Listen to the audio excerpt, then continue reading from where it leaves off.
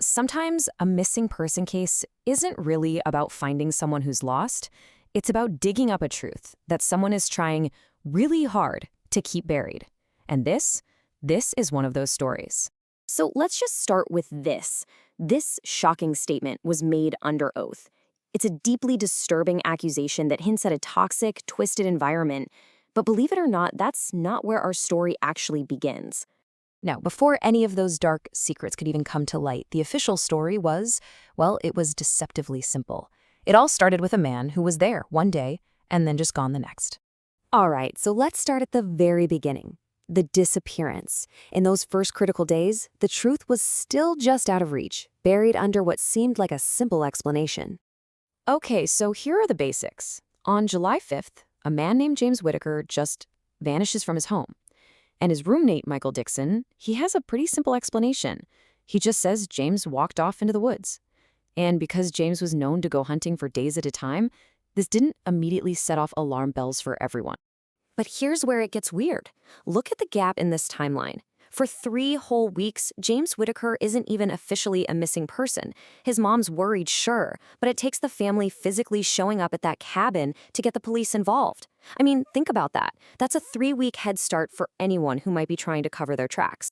And that's when that simple story, the one about a man who just walked off, yeah, it's about to completely fall apart.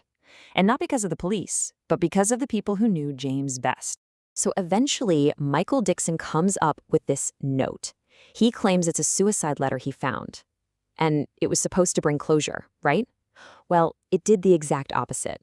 It just blew the doors open with more questions, starting with that really strange signature. Yeah, this note was just a massive red flag. First off, his daughter says he never went by Jimbo, ever. And the whole tone was just off. It had this weird, romantic infatuation with Michael's daughter, Melody. It felt like it was written to make you feel sorry for Michael and Melody, not to explain anything about James. It didn't feel real at all. So, James's daughter, Julie, she's had enough. She's fed up with all the weird stories. She drives to the cabin herself. The time for excuses is over.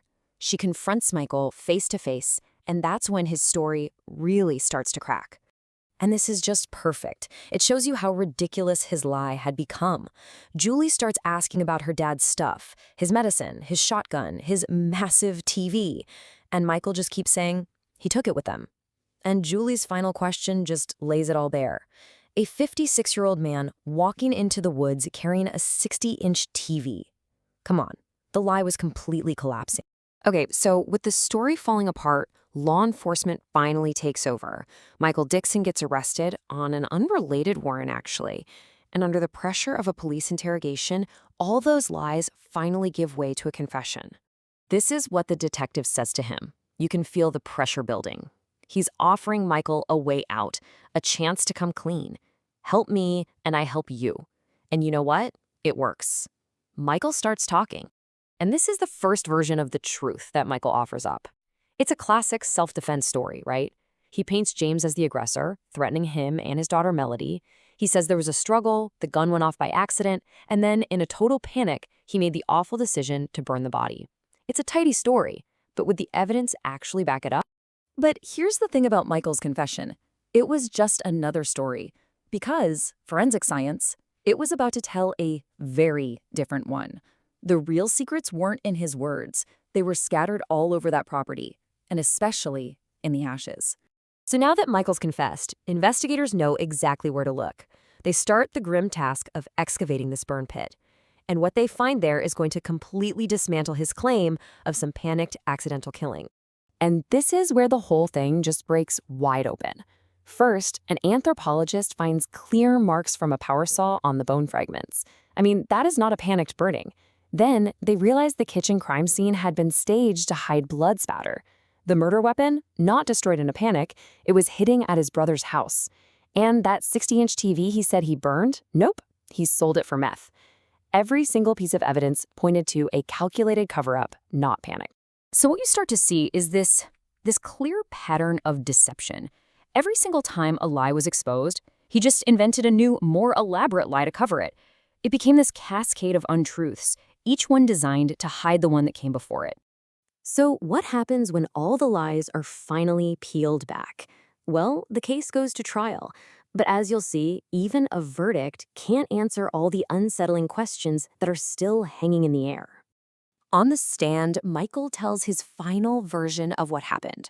The story of a struggle over the gun, gone. Now, he says he went downstairs, got his own gun, came back to the top of the stairs, and shot James from a distance. Why? Because he was terrified for his and his daughter's lives. His defense team argued he was finally telling the truth about his motive, self-defense. The jury, they didn't buy it for a second.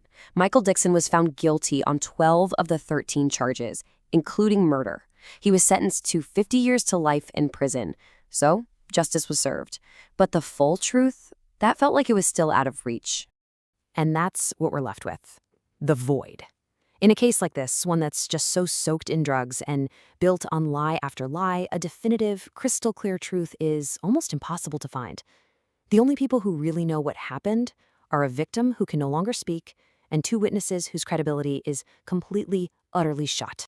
So we have to end with this question. With one person dead and two others who have done nothing but lie, can we ever truly know what happened that night? We have a conviction, we have a sentence, but the why and the how, they're still shrouded in mystery. We're left to wonder what really happened in that cabin, a secret that's probably buried forever under a mountain of lies and a haze of confusion.